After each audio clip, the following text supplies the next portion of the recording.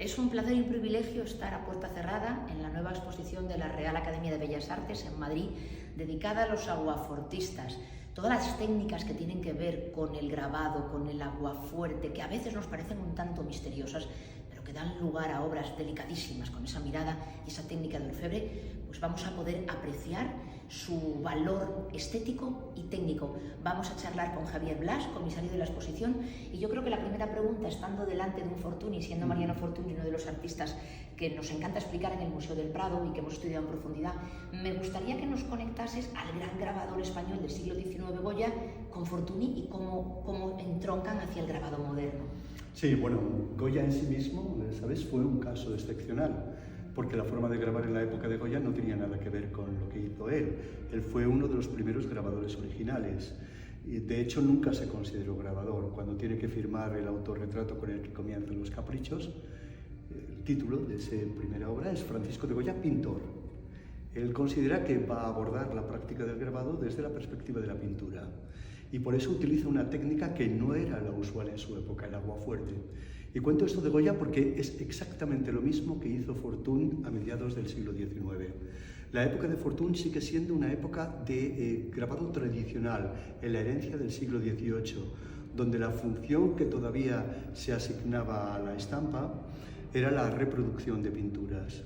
Era, por tanto, un medio de carácter informativo. Era un medio para difundir pinturas, exacto, no para crear nuevas obras. Exacto. La pintura es siempre una obra única, sí. Y la posibilidad de que llegara a sectores sociales más amplios era a través del grabado, a través de la estampa. En una época en la que ya sí que es verdad que había fotografía, pero todavía no con el suficiente desarrollo para que pudiera desplazar por completo al medio. Esta es la forma habitual de grabar en la época de Fortuny, es decir, interpretar pinturas y llevar las manchas de color del cuadro al lenguaje de línea propio del grabado. Fortuny no hace esto. Fortuny vuelve a la herencia de Goya. Es el punto de transición entre Ricardo Baroja a final de siglo y precisamente Goya, porque lo que crea él es grabado de libre creación, grabados originales. Fue, debo decirlo, un excelente acuarelista, magnífico, pero fue muchísimo mejor grabador al aguafuerte. Si no hubiera muerto tan joven, con apenas 36 años, sería una de las grandes cimas de la historia del grabado universal. Absolutamente. Fortuny, además, es verdad que cuando murió fue en loor de multitudes, como si muriese una gran celebridad, pero es cierto, yo opino como tú, hubiese llevado la pintura del XIX a altas cotas de modernidad.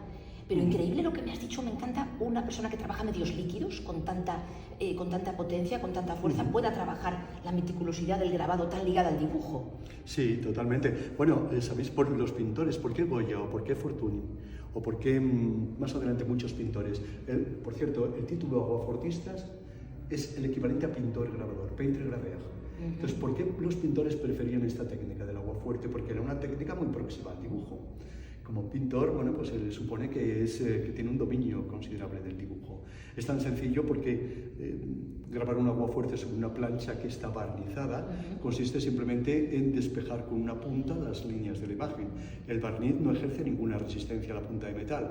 Es como si se estuviera dibujando con un lapicero en un plano perpendicular con el de incisión, pero en vez de hacerlo en un papel con el lapicero, se sustituye la punta de metal sobre una plancha de barniz. Pero ahí, Javier, claro, pero la gran magia es tener antes en tu cabeza dónde irá la luz y dónde irá la sombra. Claro. Esa es la Eso difícil. Y pensar en la imagen a la inversa. A la inversa, como un fotógrafo también, ¿verdad? También. Aunque bueno, el proceso de fotografía es posterior, sí. Pero es... Es un poco esto, efectivamente, como sucede entre un negativo fotográfico y el positivo. En la estampa es lo mismo. La matriz, la plancha de cobre de la que sale luego la imagen sobre el papel, está invertida, hay un juego de espejos, porque al colocar encima el papel y separarle, se invierte la imagen. Por tanto, el grabador efectivamente tenía que estar pensando en términos de inversión de imagen. Y otra cosa quizá más interesante, y es que para conseguir diferentes planos de profundidad, un efecto de perspectiva en estos grabados, cuya estructura es estrictamente lineal, ¿cómo consigues ese efecto de profundidad cuando no puedes sombrear, cuando no puedes tener manchas? Entonces lo conseguían mediante distintos tiempos de mordida de unas líneas respecto a otras. Había líneas que tenían más tiempo de inmersión en el ácido que otras. Esas líneas más profundas iban a resultar, iban a permitir acumular mayor cantidad de tinta y por tanto iban a resultar en el papel con mayor intensidad de negro. El efecto de negro intenso corresponde a una talla profunda, el efecto de un gris suave sutil a una talla superficial en el metal. Esto también, esos diferentes tiempos de amortiguidad debían ser calculados por el grabador, lo cual es un proceso muy complejo. Por tanto, esto lo que son estampas, es una exposición de estampas. Cuando el vocabulario es muy restringido, cuando todo lo incluimos dentro del término grabado, sí, tanto el proceso de intervención en la plancha como los resultados finales, e igualamos grabado a litografía, serigrafía, técnicas digitales que no tienen nada que ver, al simplificarlo y al simplificarlo mediante el lenguaje, lo que estamos también es forzando esa infravaloración del medio. Es tan extraordinariamente rico que grabado no nos vale. Grabado es una pequeña parte de lo que pueden significar todos estos medios y todos estos objetos artísticos.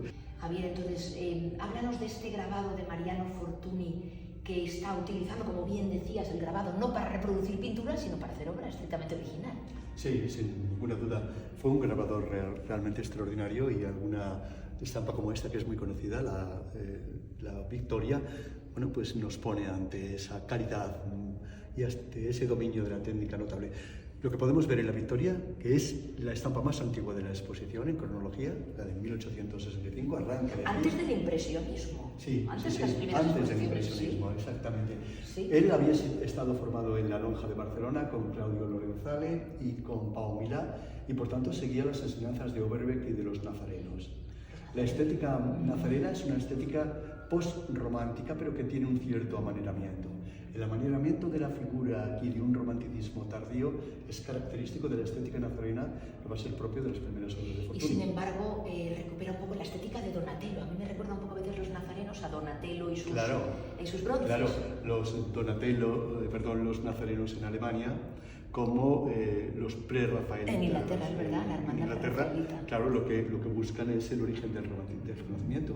Es el primer Renacimiento. El punto de partida de los nazarenos como de los pre-rafaelitas será un renacimiento del siglo XV. Anterior a Rafael. Anterior a Rafael. Qué maravilla lo que decías, porque estamos viendo cómo se apoya, aparte de ese contrapuesto, la textura de la pared, la profundidad, la piedra, la sombra. Exactamente, sí, esa sombra tiene pues mordidas mucho más intensas y luego las otras, cómo consigue una cierta atmósfera, ¿no? La pierna se difumina. Claro, se pierde en el fondo mediante construcciones de sintaxis lineal nada más. Es de una extraordinaria belleza, pero el contrapuesto del cuerpo también es muy clásico.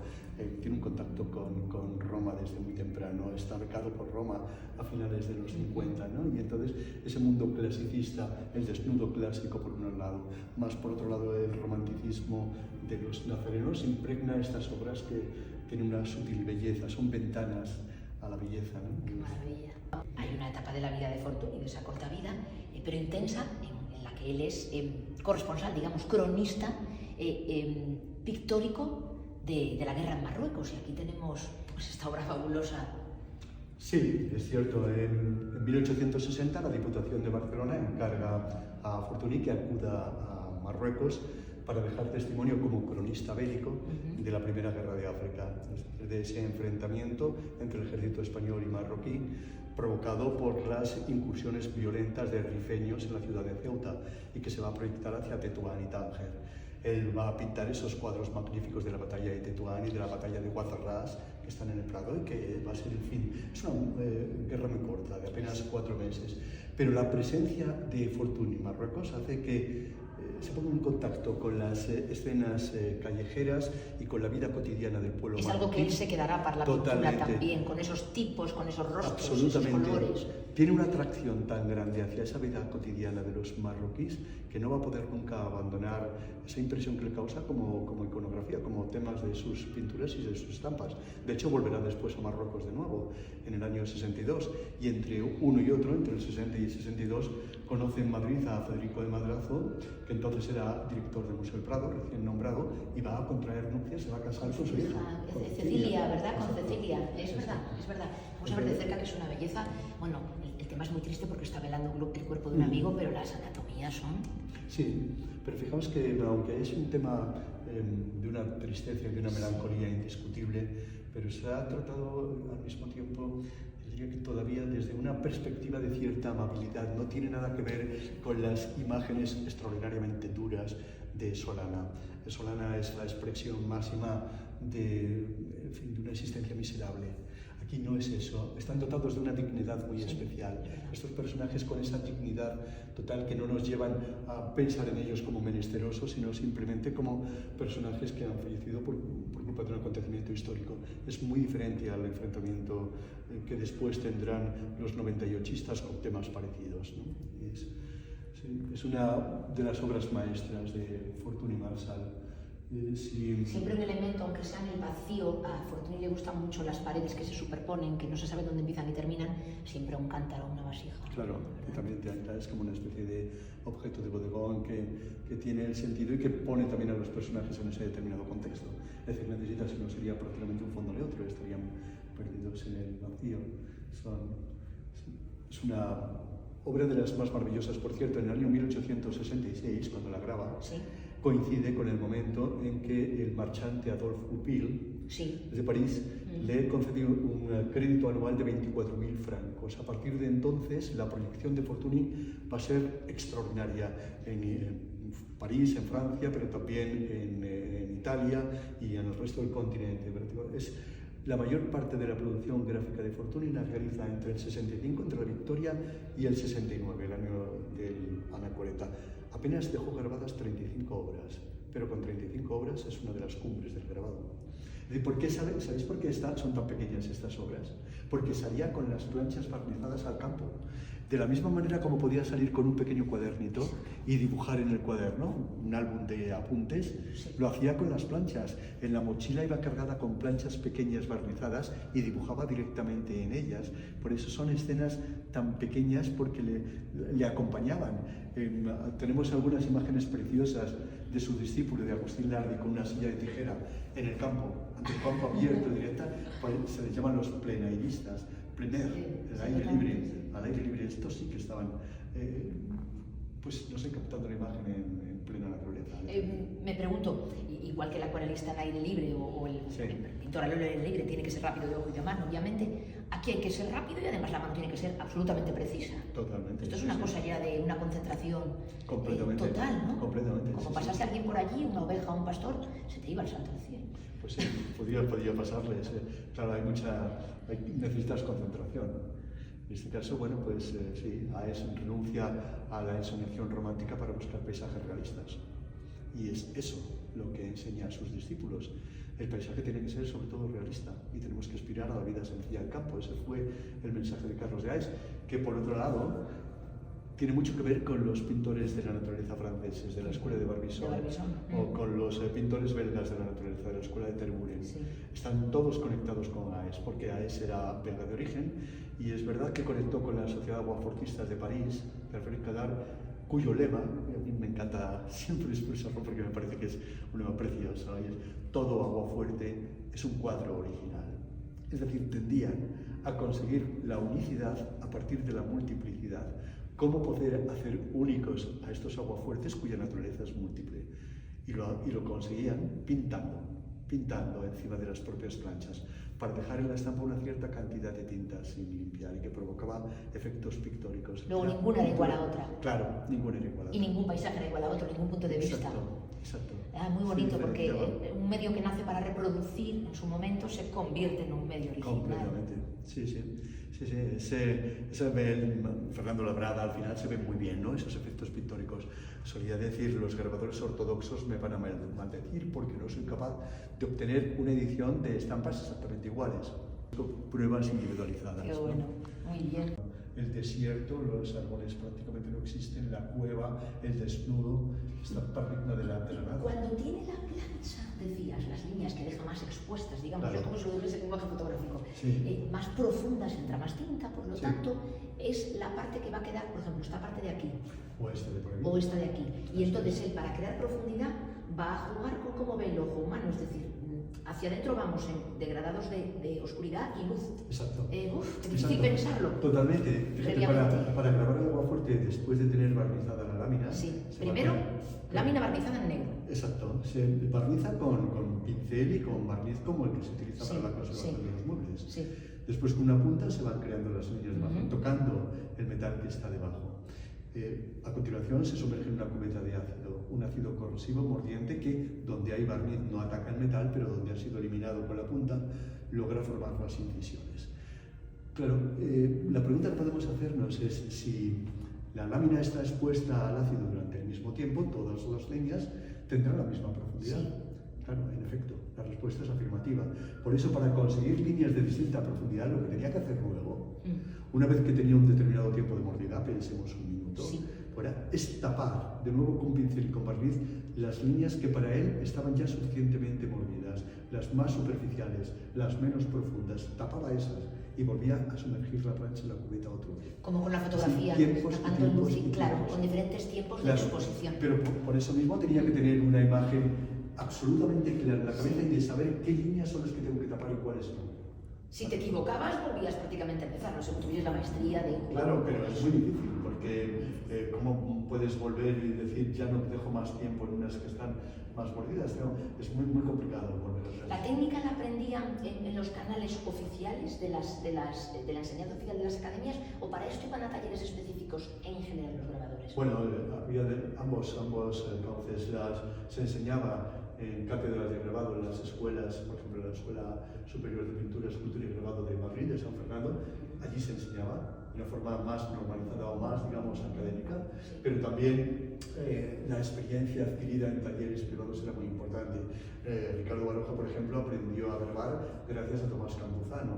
Fue Tomás Campuzano, un artista, un grabador, quien le inicia en el grabado en su propio taller. Por tanto, esta vida de los talleres era muy intensa también. Absolutamente, lo que dices, Javier, por mucho que te enseñen una técnica, solo la dominas a base de hacerlo y hacerlo. Claro, la experiencia continuada, ¿no? Luego, bueno, Fortuny Madrazo, el hijo de Fortuny Marsal y de Cecilia Madrazo, que trabajará fundamentalmente, si el padre lo había hecho con Marruecos como tema central, Fortuny Madrazo lo hace con Venecia. Venecia y Wagner, por otra parte, son los dos puntos iconográficos fundamentales, o en alguna obra como esta, que es la imagen oficial de la exposición, y que representa a una veneciana con el chal movido por el viento. Cómo es capaz de captar el viento en la imagen, ¿no? Representarlo. Por otro lado es probablemente el retrato de su mujer, de René Green, y gracias a ella, que era diseñadora de moda, las planchas de los dos Fortuny están en la Calcorecia. Bueno, y además, Javier, bueno, esto sí que es muy cercano a nuestro ojo, mínimos elementos, máximo contenido, es decir, a veces con mancha, con raya, con tal, ya nos está contando una historia. En este sentido es bastante cercano a nuestro lenguaje de hoy, ¿no? Del primer golpe de vista, Absolutamente, creo que ha prescindido de toda la anécdota, no hay nada narrativo, el fondo no existe, solamente es una especie de vapor que está cayendo, que son las nubes bajas y que hace mover el chal porque es una borrasca que está, lo podemos intuir, pero esta es una interpretación que hacemos, porque no está simplemente sugerido. El gesto también, ¿no? El frío de meterse hacia adentro. Exacto, entonces somos nosotros los que estamos construyéndolo. Siempre los historiadores de la lectura dicen que el libro pertenece al autor hasta que pasa al lector, y que entonces hay tantos libros como lectores. Pasa lo mismo con las imágenes. Somos nosotros, por eso sí que tiene una notable contemporaneidad, con mínimos elementos te permite un significado máximo.